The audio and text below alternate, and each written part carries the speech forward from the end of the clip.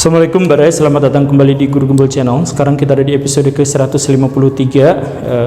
Kita akan membahas tentang sesuatu yang sangat rumit.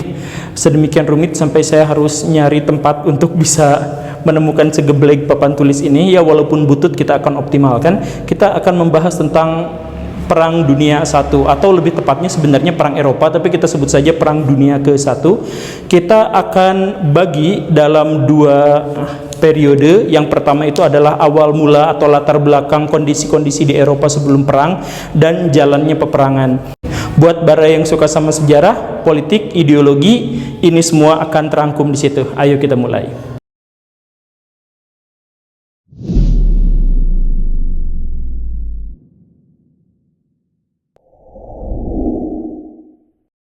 Baraya kita mulai dengan menggambar peta Eropa, karena disinilah titik kesulitan yang saya maksud tadi ya. Nah, di sini ada Spanyol, naik terus. Di sini ada Italia, kayak high heel. Kemudian ke sini terus. Nah, di sini ada negara-negara Balkan, ada Laut Hitam. Kemudian di sini ada Turki gede. Di sini Afrika ya. Ini Tunisia. Nah, kurang lebih ginilah. Di sini kemudian Prancis panjang. Nah, ini ada Denmark. Kemudian di sini negara-negara Skandinavia. Kita ketemu di sini negara-negara. Nah, gitulah ya. Ceritanya bagus lah. Di sini ada Inggris. Nah, ini Sisilia. Ada negara Turki ini kecil, Yunani. Ini kurang gepeng ya. Ya, pokoknya mah gini, aslinya nggak gini ya Baraya, tapi saya buru-buru aja. Kita akan bagi Eropa ini menjadi negara-negara yang pada waktu itu siap untuk berkonflik. Di sini ada pegunungan Alpen, karena di sini ada Swiss. Kemudian di sebelahnya ada Austria yang sudah bersatu dengan Austria-Hungaria sehingga besar sekali Austria ya. Di sini Italia yang belum bersatu pada waktu itu.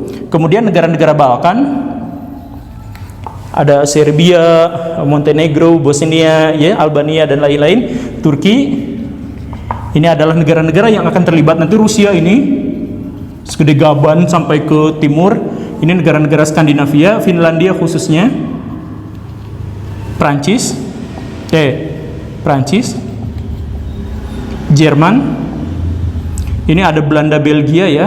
Belanda, Belgia dan lain-lain. Ini Inggris. Nah, ini Spanyol, Maroko. Udahlah. Nah, Baraya begini. Dulu di Jerman, kita akan fokus dulu ke Jerman. Nah, Jerman itu belum ada yang namanya Jerman tahun 1850-an. Yang ada itu adalah konfederasi negara-negara Jerman. Jadi ada sekitar 34-an kalau nggak salah ya, 34 negara-negara di Jerman yang terpecah belah, yang terpisah-pisah. Ada Luxembourg, ada Bayern, ada Munchen ya. Ada pokoknya banyak di sini, ada Bavaria yang sangat terkenal itu ya. Nah, tapi ada dua kekuatan yang selalu ingin mempersatukan Jerman. Yang pertama itu Prusia di utara, dan yang kedua adalah Austria di selatan. Dulu belum ada Hungaria ya. Mereka pengen bersatu, tetapi ya ego lah. Gua pengen bersatu, tapi harus ada di bawah kendali gua gitu. Kata Prusia, kata Austria juga kayak gitu kurang lebih. Nah, ini bentrokan ini terus-terusan memanaskan Eropa sampai akhirnya muncullah tahun 1860-an seorang yang namanya Otto von Bismarck. Dia pengen menaklukkan Austria untuk bisa mempersatukan Jerman. Tapi dia punya visi ke depan. Dia bilang gini, kalau mau mempersatukan Jerman itu tidak akan terlalu sulit.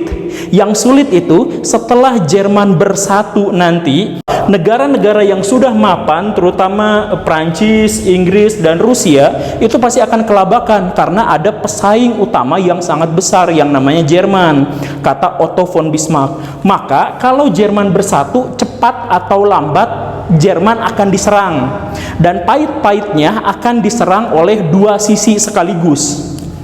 Di sini dan di sini diserang sama Rusia dan diserang sama Prancis. Lebih buruk lagi kalau sampai harus diserang sama Inggris dari utara. Lebih buruk lagi kalau nanti harus diserang dari selatan oleh Austria. Maka kata Otto von Bismarck, kita satukan dulu, tapi saya sudah punya plan seandainya ini terjadi. Tahun 1866 terjadi perang Prusia dengan Austria. Siapa yang menang? Yang menang ternyata adalah Prusia, karena Prusia lebih baik, lebih kuat di bawah Otto von Bismarck, dan faktanya adalah karena orang-orang Jerman lebih cenderung pada Prusia yang Protestan daripada Austria yang Katolik. Tapi Otto von Bismarck belum pengen mempersatukan dengan Austria walaupun sudah dikalahkan Austrianya. Kenapa? Ini juga pikiran Otto von Bismarck. Kalau nanti kita bersatu, nanti kita pasti akan dimarahin sama Prancis. Jadi kita harus lumpuhkan dulu Prancis. Ini sebelum Perang Dunia I ya, masih jauh sebelum Perang Dunia I. Lumpuhkan dulu Prancis. Tapi gimana cara melumpuhkan dulu Prancis? Otto von Bismarck bikin sebuah trik, bikin sebuah permainan. Spanyol di sini diobok-obok sehingga muncullah sebuah kudeta. Kudeta apa? Kudeta yang menyebabkan dinasti Hohenzollern menang. Di sini muncul Hohenzollern. Di sini Prusia ini kan dikuasai oleh Raja Wilhelm I, bosnya Bismarck. Itu juga Hohenzollern juga. Nah, si Prancis panik. Anjoy, saya diapit sama dua sisi yang dua-duanya Hohenzollern. Nanti kalau mereka nyerang, saya dihabisi di tengah-tengah. Maka si Prancis langsung nyerang Prusia. Jangan sampai si Prusia berhasil mempersatukan seluruh Jerman. Nah, padahal ini adalah strateginya Bismarck. Biarkan Prancis masuk nyerang. Karena ketika beneran Prancis masuk nyerang, Jerman sudah siap dengan segala peralatan tempurnya, siap dengan pendanaan, logistik, tentara, pelatihan, dan lain-lain. Sehingga dalam waktu 6 minggu, Prancis yang nyerang malah dipukul mundur sampai ke Paris. Paris dikuasai. Pemerintahan Paris, Prancis, sampai harus bikin pemerintahan darurat, dan pemerintahan daruratnya pun dikalahkan sama Otto von Bismarck. Sehingga Jerman akhirnya dipersatukan di Istana Versailles, Istana Prancis.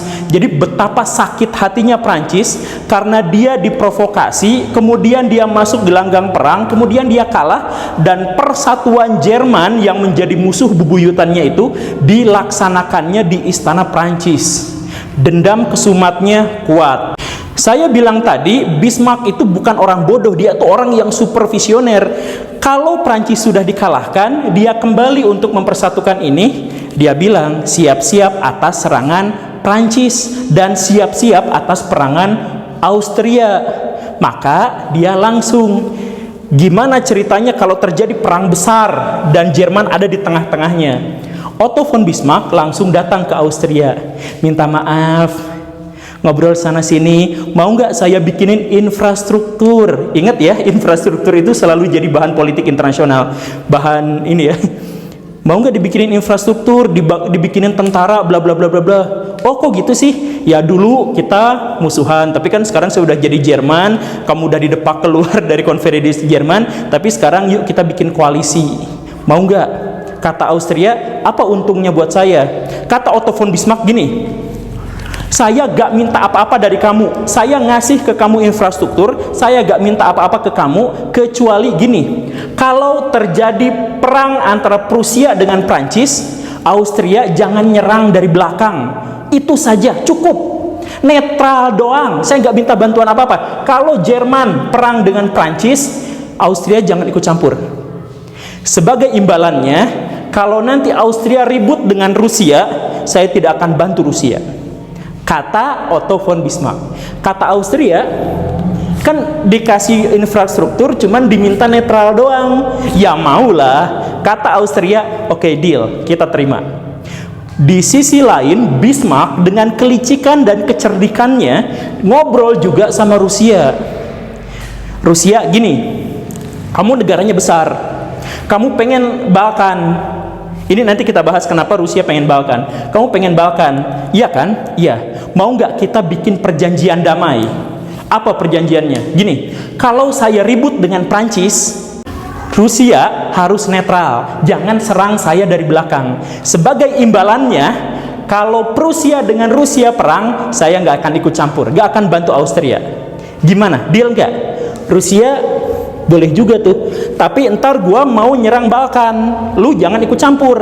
Kata Jerman, gua nggak akan ikut campur selama lo nggak akan ikut campur kalau gua perang lawan Prancis. Jadi si Otto von Bismarck itu udah yakin cepat atau lambat akan terjadi peperangan antara Jerman dengan Prancis. Yang paling dibutuhkan adalah jangan sampai Jerman yang posisinya ada di tengah-tengah ini diserang sama musuh lain yang ada di kanan dan kirinya. Gak lama kemudian si Otto von Bismarck datang sama Inggris. Damang Inggris. Si Inggrisnya pada waktu itu masih jadi adidaya dunia pada waktu itu. Maka si Jerman bilang sama Inggris gini, Jerman sudah bersatu, Jerman kuat, industrinya hebat, kami terdiri atas orang-orang yang luar biasa, jenius dan jago-jago. Kalau kami mau, kami juga bisa menguasai Eropa. Si Inggris marah tuh. Apa maksud lo? Mau nantangin gua? Oh, nggak gitu, kata Otto von Bismarck. Nggak gitu, Gris. Maksudnya gini, Gris. Saya janji tidak akan ngusik masalah koloni kamu di tanah seberang. Kedua, saya janji saya nggak akan menyaingi kamu dalam armada laut. Saya berjanji, yang ketiga, saya tidak akan usik industri Inggris. Saya cuma mau bilang kami kuat, tapi kami sekutu yang baik untuk Inggris. Maka walaupun kami kuat, kami tidak akan menyaingi Inggris dalam 3 hal itu. Si Inggris seneng, oh gitu ya, kamu memang sahabat karib yang baik. Setelah itu Otto von Bismarck pulang dan dia yakin kalau Prancis balas dendam, Austria tidak akan ikut campur, Rusia tidak akan ikut campur, Inggris tidak akan ikut campur. Kalau itu terjadi, maka perang yang segimana hebat pun Otto von Bismarck yakin Jerman bisa mengalahkan Prancis. Nah, tapi ada satu masalah lagi. Kan dibilang tadi, cepat atau lambat Jerman pasti akan perang dengan Prancis karena Jerman bersatu dideklarasikannya di Versailles. Maka si Jerman bilang, si Otto von Bismarck maksudnya bilang, kalau perang dengan Prancis ada kemungkinan juga Rusia akan caplok ke Jerman, nyerang dari belakang, mungkin saja, kan siapa yang tahu. Maka kata Otto von Bismarck, kalau itu sampai terjadi, maka nyatakan perang dulu sama Rusia, tetapi serang dulu Prancis, Paris. Karena Paris itu ibu kotanya dekat dengan perbatasan Jerman, hanya beberapa puluh kilometer. Kenapa harus gitu? Karena pas ngabisin Prancis dalam waktu 2 minggu, Rusia akan datang dengan kekuatan penuh, baru sampai ke Jerman 6 minggu. Kan dari Rusia ke sini tuh jauh, mendaki gunung, lewati lembah, sungai mengalir indah ke samudra bersama teman bertualang, tempat yang baru belum pernah terjamah. Wah, pokoknya mah ribet banget. Nah, setelah ini dikalahkan, ini diblokade dari kemungkinan serangan Inggris, kemudian hadapi Rusia yang baru datang 6 minggu kemudian. Bala tentara Rusia itu banyak banget, tapi adalah negara yang paling tertinggal secara militer di Eropa. Maka kata Otto von Bismarck, babarilah itu mah, gampang. Nah, ngomong-ngomong, kenapa juga si Rusia ada kemungkinan untuk nyerang Jerman? Karena Rusia itu ribut sama Austria. Kenapa ribut sama Austria? Karena ini nih, ini laut Baraya, laut Mediterania. Rusia itu negaranya gede banget, tetapi mereka tertinggal. Kenapa negara mereka tertinggal? Karena mereka tidak menjajah. Ketika negara-negara khususnya Inggris, Prancis, Spanyol, Portugis itu menjajah kemana-mana karena mereka punya pelabuhan, Rusia gede tapi gak punya pelabuhan. Lautan pantai-pantai mereka di utara itu beku hampir dalam setengah tahun. Jadi susah untuk bikin pelayaran, bikin pelabuhan itu susah. Makanya si Rusia itu sudah lama punya politik air hangat. Politik air hangat, mencari pelabuhan yang bebas es sepanjang tahun. Mereka fokusnya ke sini, nah laut Mediterania ini. Jadi pengen bikin pelabuhan di sekitaran sini. Tapi pelabuhan di sekitaran sini itu dikuasai oleh Turki. Maka Rusia itu musuh bebuyutan Turki Utsmani pada waktu itu. Dan Rusia nungguin Turki, oke lah, Turki ditungguin aja karena sebentar lagi juga udah kropos kan, ini pemerintahan kesultanan, kekhalifahan udah kropos ya. Tungguin aja waktu. Tapi sambil nunggu waktu, Rusia juga nyari ke wilayah Balkan. Wilayah Balkan itu terdiri atas Serbia, Bosnia, Montenegro, Kosovo, Albania, pokoknya banyak negara-negara ini yang satu bangsa, bangsa Slav Selatan, sama-sama satu bangsa. Tetapi wilayah sini dikuasai Turki, wilayah sini dikuasai Austria Hungaria, sebagian wilayah lagi di sini itu merdeka, tapi merdeka cuma setengah-setengah. Jadi mereka tuh ribut. Balkan, negara Balkan itu terinspirasi oleh Jerman dan Italia yang sudah mempersatukan diri. Negara Balkan belum. Si Rusia ingin mempertahankan negara Balkan ini tetap pecah belah. Selama mereka lemah, mereka bisa diajak negosiasi agar Rusia punya jalan ke pelabuhan-pelabuhan menuju Laut Tengah. Itu prinsipnya dari si Rusia itu. Tapi kalau Austria-Hungaria nanti memperluas jajahan di sini, itu masalah buat Rusia. Maka ada kemungkinan Rusia bakal nyerang wilayah Balkan dan Austria-Hungaria sekaligus. Kalau menyerang wilayah Balkan dan Austria, maka kan ada perjanjian damai tadi antara Austria dengan Jerman. Maka pasti ada kepentingan Jerman yang terganggu di situ. Tetapi sampai sejauh ini politik keseimbangan yang dikemukakan oleh Bismarck berhasil. Seluruh negara Eropa agak bersitegang, tapi semuanya damai. Tidak ada yang mulai saling serang. Sampai kemudian ketika Raja Wilhelm I, si bosnya Bismarck itu, turun tahta, digantikan sama Frederick, anaknya Frederick Wilhelm. Tapi Frederick Wilhelm ini kanker tenggorokan, jadi hanya beberapa bulan menjabat, meninggal, digantikan sama cucunya. Masalahnya di sini cucunya Wilhelm II itu adalah kaisar Jerman yang bahasa Sundanya itu polontong gitu. Jadi ceritanya gini, kan dulu si Prusia sama Inggris itu damai ya, udah akur ya, udah baikan gitu. Nah, ada pernikahan politik. Frederick Wilhelm yang raja sebelumnya itu dinikahkan dengan Ratu Vicky, anaknya Raja Inggris, Ratu Inggris, Ratu Victoria. Nikah, punya anak, porocot, anaknya itu Wilhelm II. Nah, si Wilhelm II ini polontong menjadi anak dari dua kekaisaran besar. Dia, apa sih ini Bismarck ini terlalu damai, saya pengen perang, saya pengen kuatkan Jerman. Maka Otto von Bismarck-nya dipecat atau dipensiunkan. Kemudian Wilhelm II-nya cari masalah di Eropa. Dia pengen jadi negara yang sama seperti Inggris, sama seperti neneknya, punya tanah jajahan di mana-mana. Maka dia mulai nyerang Papua Nugini misalkan kan. Pokoknya mah tanah yang masih kosong, yang belum dijajah sama Jerman dijajah gitu. Kata Otto von Bismarck, please jangan kayak gitu. Alah gandeng, kamu udah tua. Saya juga pengen kayak nenek saya. Jadi Jerman mulai seperti itu, menyinggung Inggris. Kemudian terjadi kemelut di sini. Kemelut di Balkan, Rusia ikut campur. Jerman di bawah Wilhelm II, saya putuskan hubungan perjanjian damai dengan Rusia karena Rusia ribut-ribut di sini. Rusia marah. Oh gitu, ternyata Jerman sudah macam-macam. Maka Rusia 2 tahun kemudian, tahun 1870 kalau nggak salah ya, atau tahun berapa saya lupa, si Rusianya itu langsung hubungan dengan Prancis. Cis, yuk kita bergabung yuk. Dulu saya gak boleh bantu kamu, tapi sekarang Jerman sudah mengkhianati saya. Kamu sama saya, kita bikin aliansi. Deal.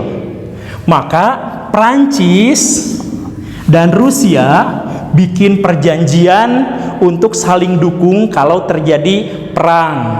Di depan mata Bismarck, Jerman sudah ada di tengah-tengah kekuatan besar. Si Inggris udah sakit hati sama Jerman, tapi dia masih sabar karena Wilhelm II itu kan hubungan kekerabatan sama Inggris, masih sabar. Oke, gua sabar. Tapi Wilhelm II malah menyinggung Inggris untuk kedua kalinya, yaitu memproduksi massal produk-produk industrinya. Itu kan mengganggu Inggris. Inggris tuh minta jangan ganggu masalah industri saya, tapi diganggu sama Jerman. Dan Inggris masih tahan diri, itu masih saudara saya. Tahan diri. Yang penting jangan sampai si Jerman itu ribut di, ini susah ya, ribut di Belgia. Jangan, karena Belgia itu pintu masuk ke Inggris. Jangan ribut di Prancis, jangan ribut di Belgia. Tapi kalau memang masih sampai harus masuk ke situ, maka berarti Inggris ikut perang. Dan ternyata benar, Wilhelm II mengompori Belgia. Kenapa? Karena gini, antara Jerman dengan Prancis ini ada benteng, namanya benteng Maginot, yang disiapkan oleh Prancis. Satu-satunya yang tidak dibentengi itu adalah wilayah Luxembourg, Belanda, Belgia di sekitar sini. Nah, kalau Jerman nanti nyerang Prancis, gak bisa lewat sini. Ini ada benteng Maginot, kuat banget. Jerman pasti akan lewat sini. Maka Jerman itu sudah mulai kasak-kusuk di Belgia dan Belanda karena persiapan perang. Nah, kenyataannya sekarang adalah Prancis, Inggris, Rusia ada dalam satu kubu dan memperkenalkan diri sebagai Triple Entente atau biasa disebut Triple Entente. Guru sejarah ya, Triple Entente. Nah, sedangkan Jerman sudah mempersatukan diri dengan ini Jerman mempersatukan diri dengan Austria dan Italia. Italia bersatu bareng dengan Jerman tahun 1871, kemudian terinspirasi dengan Jerman dan dia punya masalah ribut dengan ribut dengan Prancis karena ada beberapa wilayah yang diklaim tapi masih dimiliki oleh Prancis. Dan Italia juga kesal karena dia pengen menjajah Afrika, tapi hampir semua Afrika Utara itu sudah dikuasai oleh Prancis. Maka Italia bersatu dengan Austria, bersatu dengan Jerman, berantem dengan Rusia, Prancis, Inggris. Inilah yang namanya Triple Alliance versus Triple Entente. Awal mula Perang Dunia I. Baraya, lanjut episode selanjutnya ya. Ini udah terlalu panjang. Terima kasih karena sudah menyaksikan. Simak yang lain ya. Langsung di episode berikutnya ya. Assalamualaikum warahmatullahi wabarakatuh.